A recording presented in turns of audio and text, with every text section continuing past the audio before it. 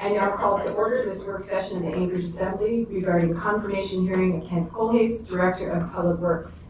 It is Friday, December 16, 2022. We are scheduled from 2:50 p.m. until 3:20 p.m. It's 2:56. I want to note that the documents for this work session are available at muni.org/worksessions. We'll go ahead and start with Assembly member introductions for the record. Felix Sarah, Daniel Bowman, Pete Peterson, Forrest Dunbar. Suzanne LeGrance. On the phone, we have Mr. Stolt.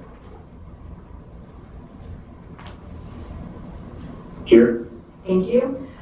Mr. Perez Verdilla, Ms. Zalatal, Ms. Quinn Davidson, and Mr. Constant are excused. Also at the table, we have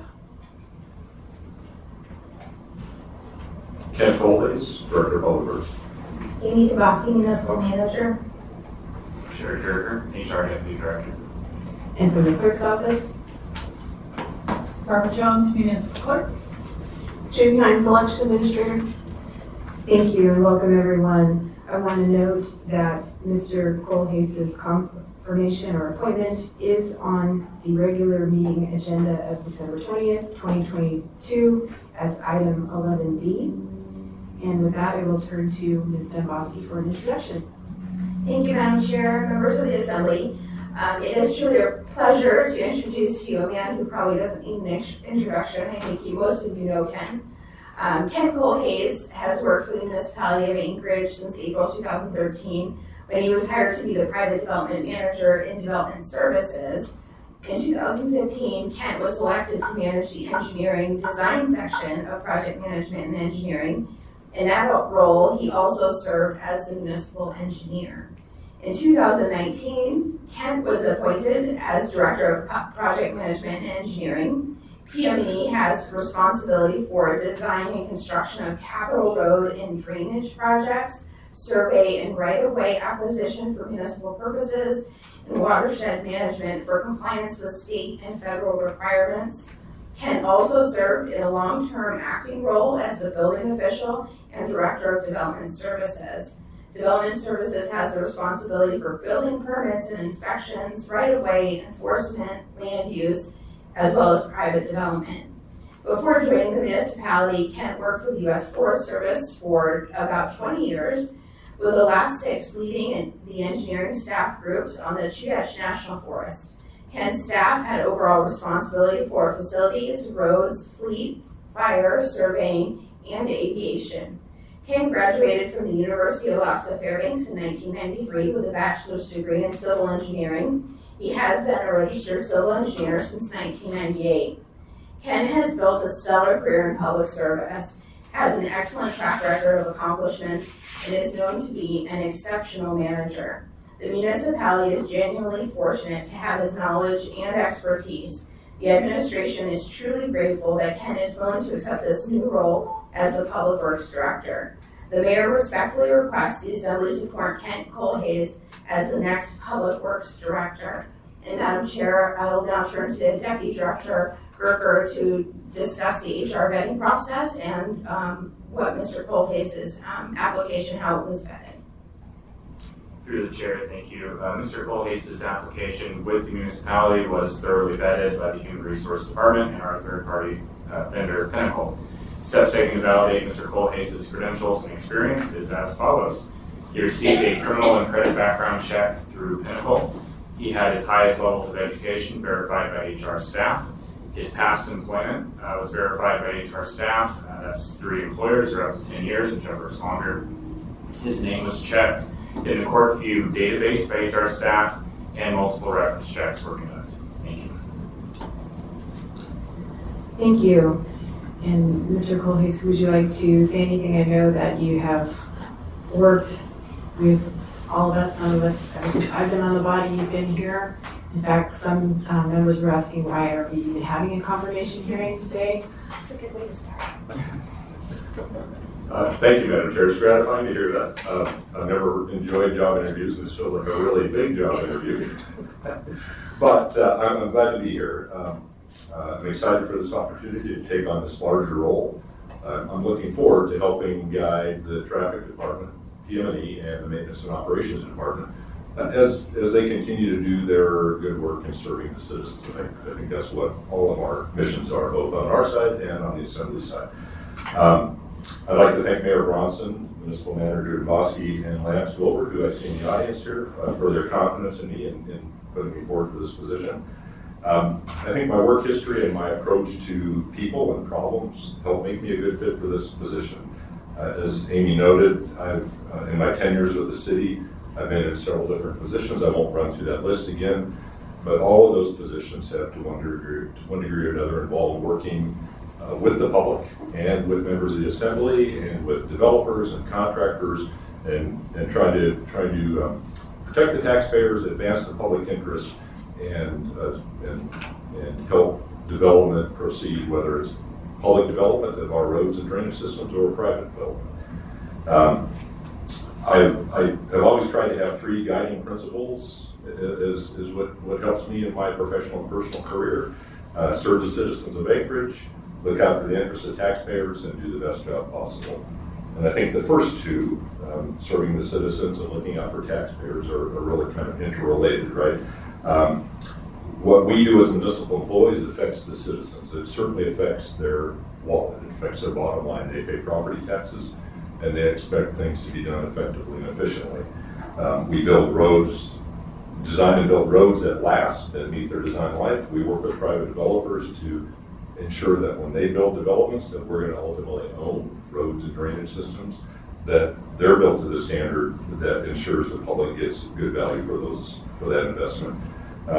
We ensure that we meet federal requirements for things like stormwater quality, so that we both protect the drinking water, we protect the creeks and watersheds in Anchorage, and we keep the municipality out of trouble with the state and federal enforcement agencies.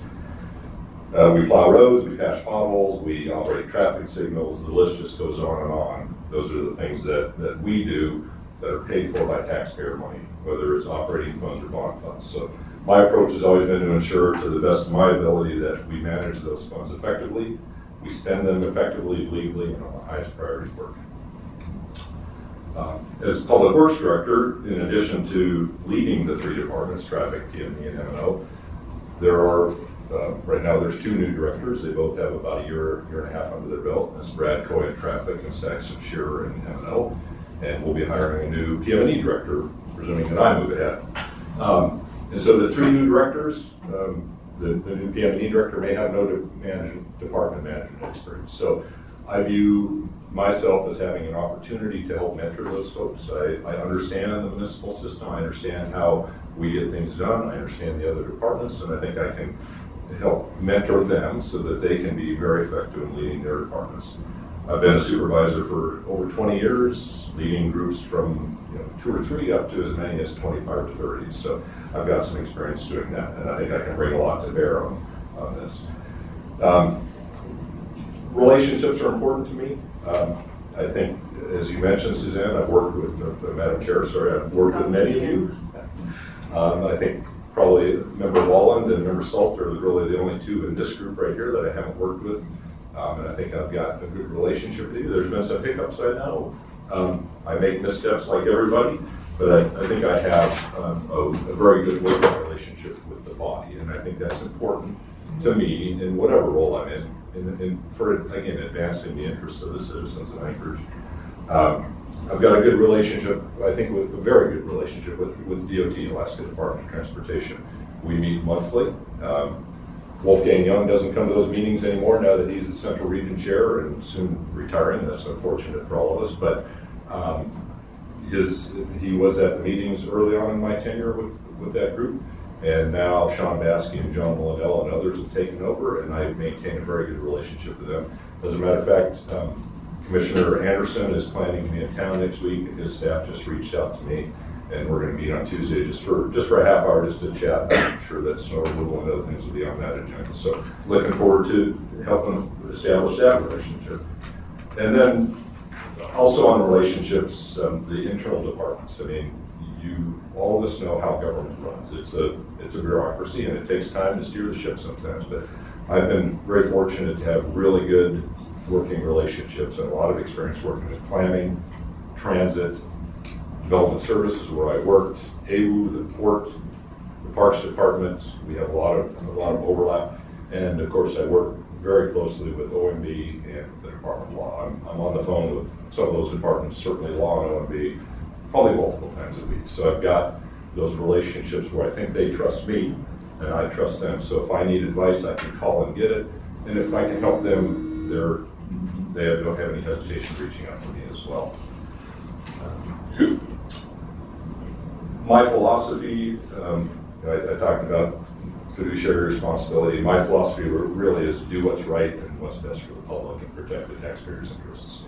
If we, whether through municipal bond funds or a private developer, if we allow something to be built that's substandard, ultimately the taxpayers are going to pay for it before they would if it was built to standard. A road should last 20, 30, 40 years. If it's not done right, in the last 10 years, you see the bonds, those are millions and millions of dollars right now to do it. So we want to do it right the first time. Looking ahead, there's a lot, of course, but looking ahead, I see a few things. Mentoring the new directors, I mentioned that a couple of times. I think that's important to help get them off on a good start. Some of them have a good start, keep them moving. And it's beneficial for me to interact with them and understand their concerns and see where I can help them. Succession planning is important. In PM&E, there are 3 or 4 people who are probably going to be retiring in the next 2 to 3 years. So that's 50, 60, maybe 70 years of experience walking out the door.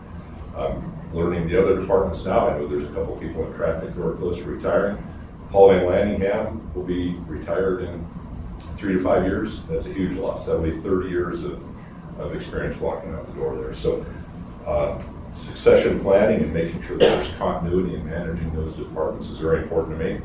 And then the last thing that I think we're all aware of is just the deferred maintenance backlog, both in roads and drainage and also in facilities.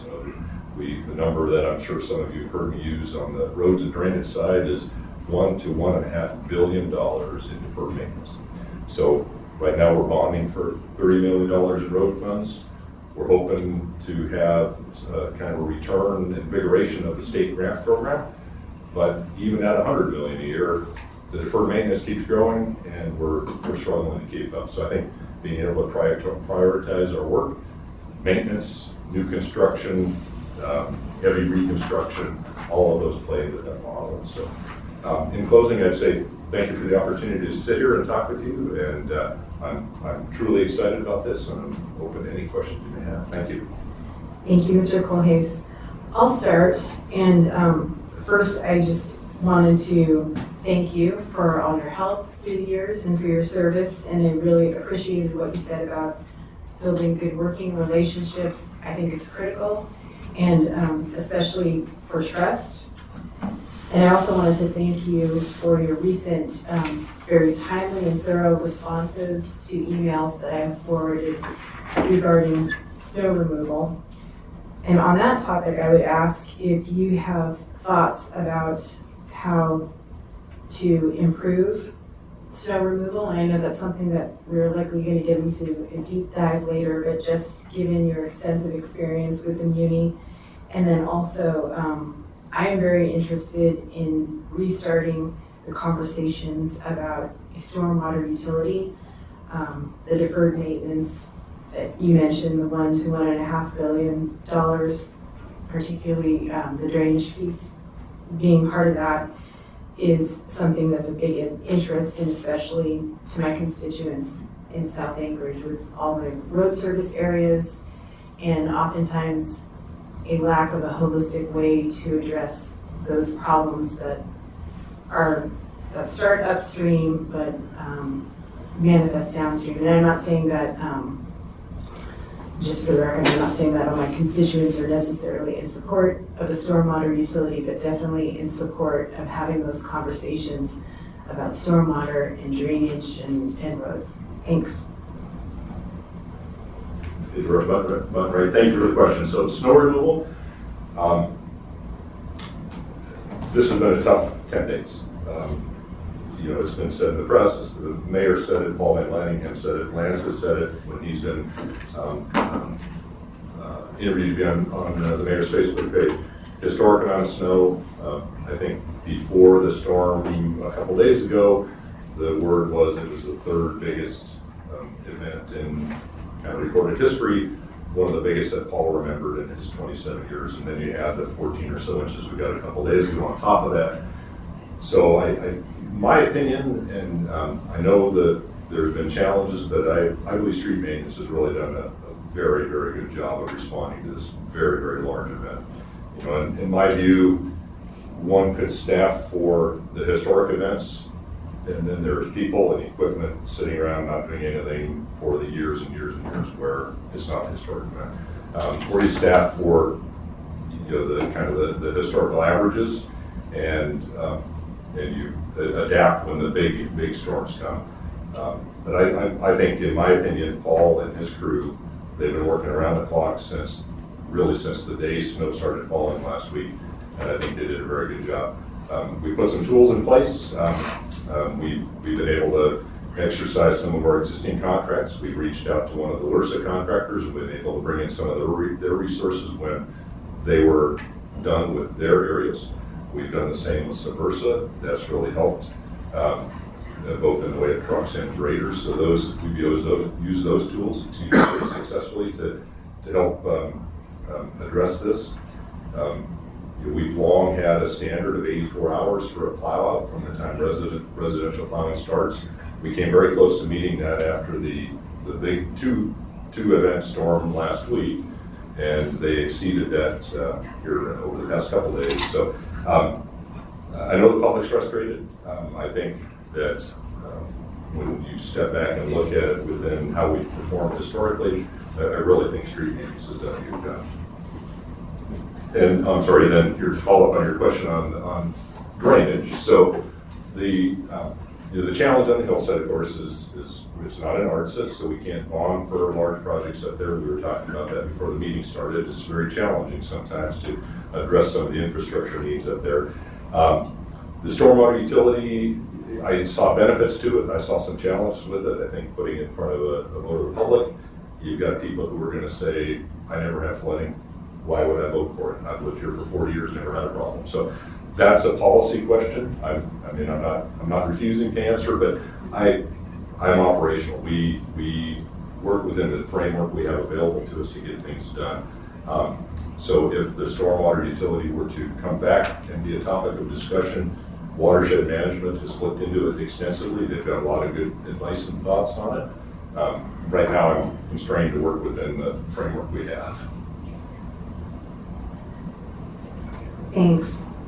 Next in the queue is Mr. Stolt and then Mr. Constant.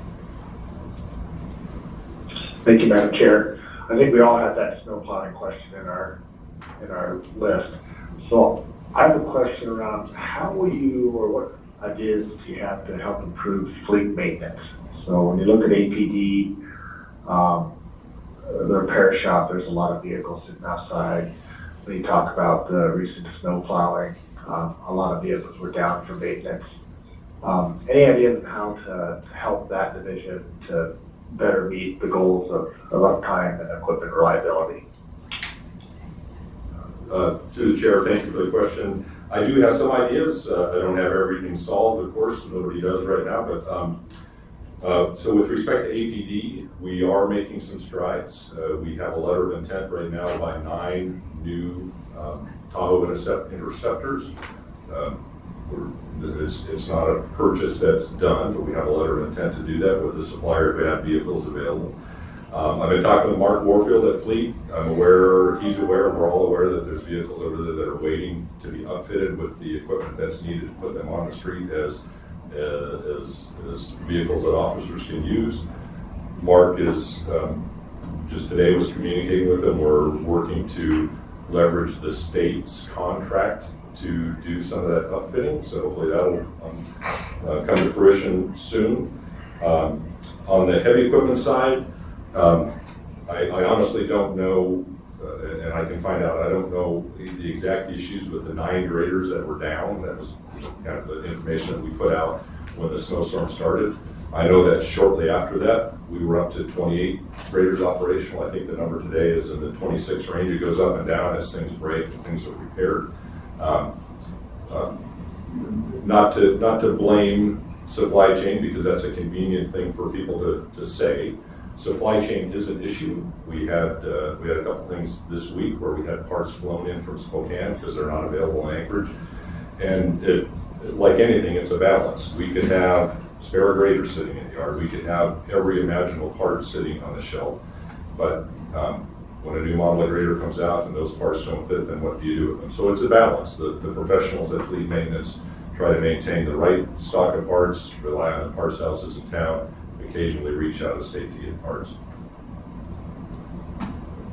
Thank you, and of course, if there's anything we can do, look forward to it, appreciate it. Madam Chair, if I could. Sure. We did, at Lance Wilbur's suggestion, or his idea, we did have a discussion this week with Enterprise Car Rental, and they are, we've asked them for their thoughts on what a leased fleet as opposed to an owned fleet would look like.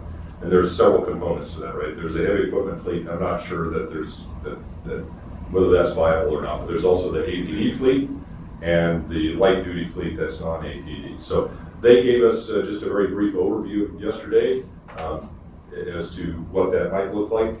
I think we're interested in exploring those discussions further. There's certainly a long transition period that would have to happen if we do that, because we own a lot of vehicles, some of which are pretty new. So which ones do you sell off, which ones do you keep?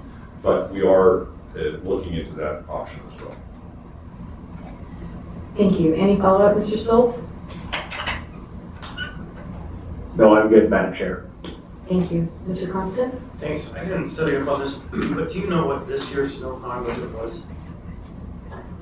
I'm sorry, the snow plowing budget? Yeah. I do not know what that So is. last time I remember looking specifically at that number, it was $6 million, which is not an insignificant amount of money. And we added an increment of $1.5 million to that. And that's roughly a 25% increase. And then we were told that effectively that increase would just put us up to the baseline, which implies, maybe I'm wrong, that there was a 25% effective cut in plowing this year because of issues related to the economy, costs of goods going up, everything happening. And so I'm wondering if that's kind of how we are right now, if we're postured, and then I wonder if we know what the order of magnitude of cost is going to be for the contractors that we brought on to dig us out of this emergency. And I'm not against spending the money to get it done, because we have to get it done. But I certainly would like to, as soon as it's feasible, understand the scope of the costs and see if on that slider of decision-making, not anticipating a massive snowfall, that we made the right call in keeping the funding level flat for snow plowing in an environment when costs were going up, or what we need to do looking forward going into the next year, first quarter coming up, and God forbid we get a couple more weeks like this winter. So I'm not sure I tracked all the questions, so if I missed something, not sure I tracked all the questions. If I missed something, Member Constant, please get me back on track. The shortfall isn't the right word. We had a trucking contract out on the street this fall. So let me back up. I wasn't involved in developing the 22 budget. I'm new to this, but the 22 budget was set last year based on anticipated costs. In this fall, we had a trucking contract on the street, and the costs came in significantly higher than anybody expected, 30 to 40% higher than expected. And I believe that's when Mr. Wilbur and others came to the administration and said there's a potential for the shortfall. That was what drove that specific request for an additional appropriation. I think that's set for I think that's in the 23 budget. Yeah, no, there was no request for an additional appropriation. The body of its own will decided, we just get a sense something's happening, we need to do this. We did it, and then we're told, oh, you're gonna keep us whole, which means there's a gap. And so, okay, then I guess essentially the next question we can't answer today, but I just put the mark on the table that we would like to understand the scope of the expense, because I think that 30 to 40% number is accurate, which is a nightmare because we have the same information presented to us from another source on what the cost the state is having to pay increases for their fleets to be whole, right? And it was 30% was the magic number, that when they hit that number, people came out of the woodworks to do the job. And so it seems that's terrible. For my part, I think you're quite competent. You've been around long enough that I've seen it work, and I'm glad that you're willing to step in. Thank you, Mr. Constant. Do any other members have questions or comments? I do. Go ahead, Mr. Blind. So I actually don't know if this would be your purview, but we've been having some conversations in the AMAS policy committee meetings about doing an inventory of easements and right-of-way. And staff came back to us, so this is something that we had brought a resolution before the assembly passed an 11-to-1 vote, that we wanted to make an amendment to the transportation improvement program to do this mapping inventory. So potentially some of that right-of-way or those easements, as they're cataloged, could be in the future used as non-motorized improvements. Staff recently came back to us and proposed amendment number 1, kind of an omnibus amendment to the transportation improvement program. And one thing they said was that right-of-way doesn't want to do this project, so we're going to take it off. And that was, I think, a little troubling to me, just because the entire body voted to support that amendment. The amendment was passed by the policy committee, and the staff came back and said, right-of-way doesn't want to do it, so we're taking it out. And just kind of knowing right now how the votes of the policy committee typically fall, so, oh man, we got it on there, and now effectively it's being removed. So a big, I guess, passion of mine is, you were talking earlier about sort of doing right by the Anchorage taxpayers, and I think having public access to various assets is really important, whether that's well-loved hiking trails or lakes, and also just being able to upgrade our access via non-motorized, maybe connecting Kohlhase, that kind of stuff.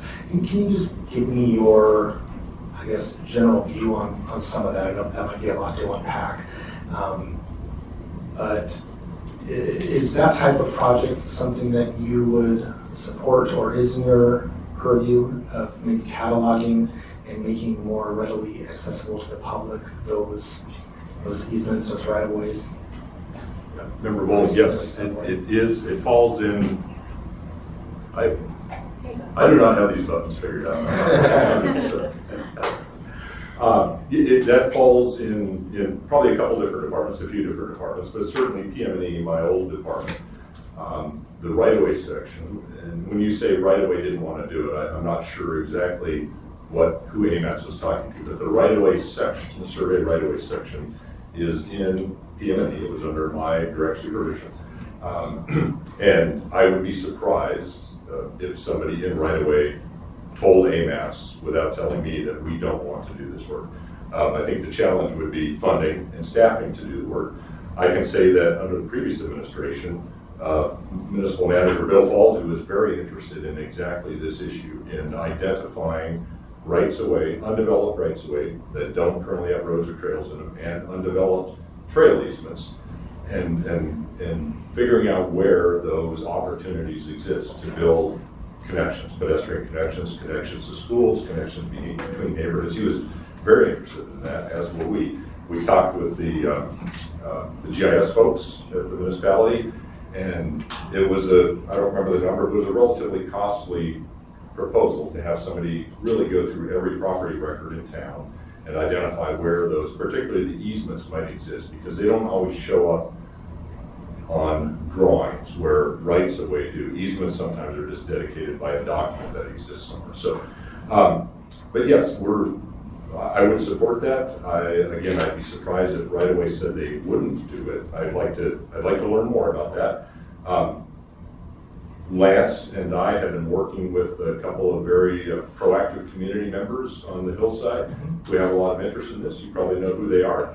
And we've met with them a few times. We've worked with them on establishing kind of a policy or a guideline that would allow them through volunteer efforts or Boy Scouts or whatever, to come in on some of these rights of way and use nonprofit or other money to build trails. So we're very supportive of it. Okay, I appreciate that, sir. Thank you. Thank you, Mr. Bowen. Mr. Constant, Mr. Peterson? Mr. Peterson, then Mr. Dunbar, then Mr. Constant. Sorry.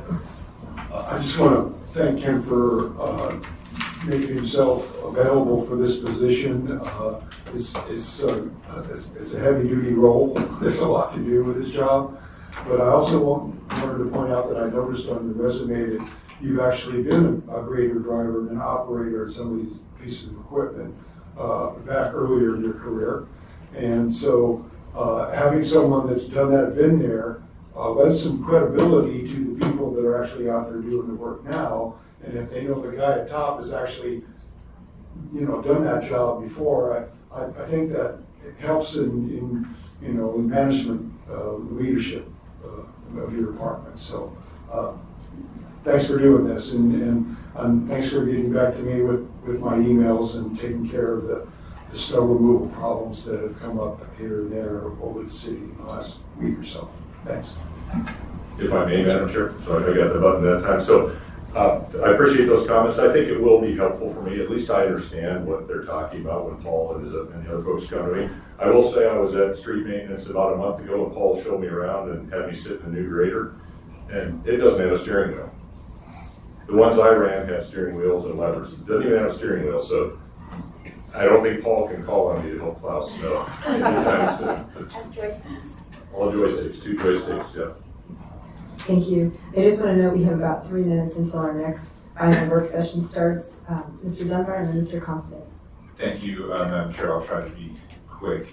Thank you, Kent, again, and I appreciate the opportunity. You and I did a tour of my future district, which also overlaps largely with Mr. Peterson in my district. And there were 2 areas there that I sort of want to reiterate that I care about. Nichols and East 20th, as you know, really need some pedestrian facilities, and that would also solve some of the traffic issues there, I think. And then second, I don't remember if it's 42nd or 41st off of Piper, the Folker Park area. That whole sort of area that you and I saw there's a lot of drainage issues and pedestrian issues. And we received a document recently, I'm blanking on what it was, but it had to do with sort of, these planned projects going forward. We had a map with different, I don't remember what that document was, but neither of those were on there, and so maybe they're somewhere else. So if you have any thoughts on those 2, I'd like to hear those first, and then my other 2 questions, actually not questions, but just comments, because this is probably the 20th will be my last meeting, and then I won't be able to work with you just as directly, but I'm sure we'll still be working together in some capacity.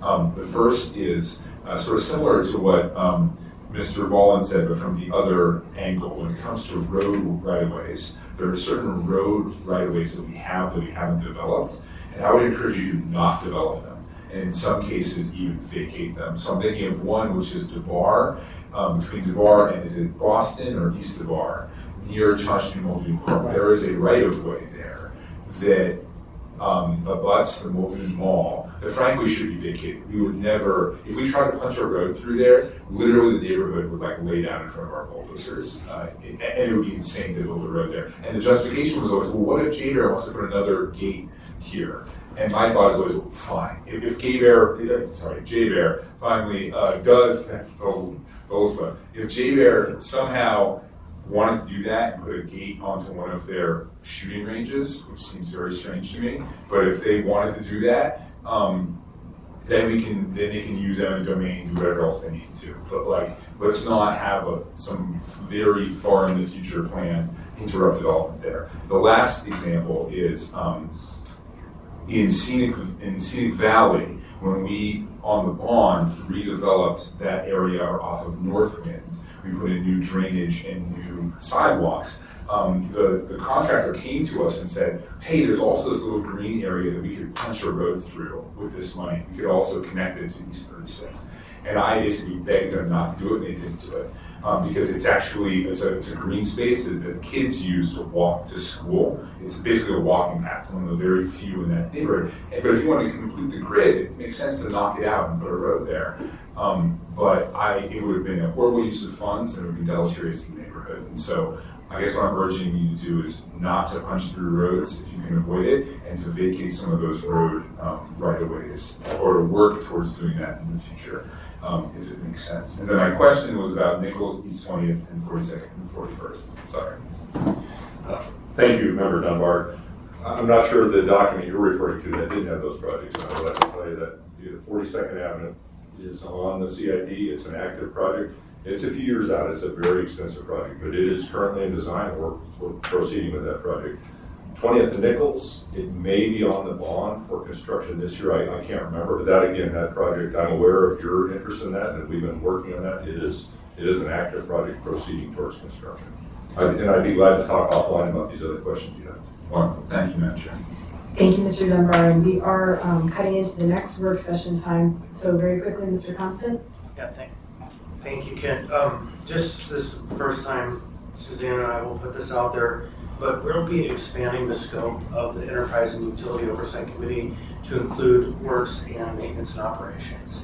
And so we're going to start inviting you to participate in that process to ensure that we have briefings on the important projects and work that's coming forward through the committee structure, because currently we don't have a committee in which works or maintenance and operations has an opportunity to come and have conversations regularly with the Assembly. Thank you, Mr. Constant. And with that, I'll just note that Mr. Kohlhase's confirmation appointment is on the 12/20 regular meeting agenda as item 11D. Thank you very much, Mr. Kohlhase, for being here, and thanks everyone for joining. Our next work session, the final one of the day, will start immediately after this one, and it is the confirmation hearing for Lance Wilbur, Director of Office of Economic and Community Development. And with that, we are adjourned. Thank you all.